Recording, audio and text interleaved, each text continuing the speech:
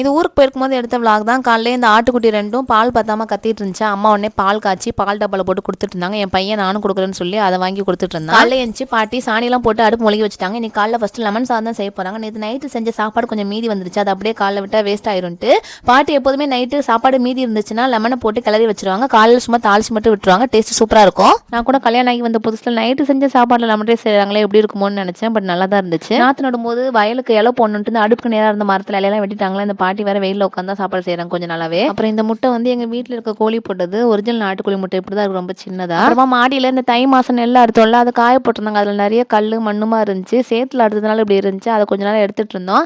என்னால் ரொம்ப நேரம் எடுக்க முடியல, வெயில் அடிச்சு நான் கீழே வந்துட்டேன். நைட் சாப்பாட்டுக்கு சாதமும் கீரை குழம்பும் வைக்கிறதுக்காக உழ வச்சிருந்தாங்க. இங்கே சாயந்தரமே இருட்டுறதுக்குள்ள சமையல் வேலை எல்லாத்தையும் முடிச்சிருவாங்க.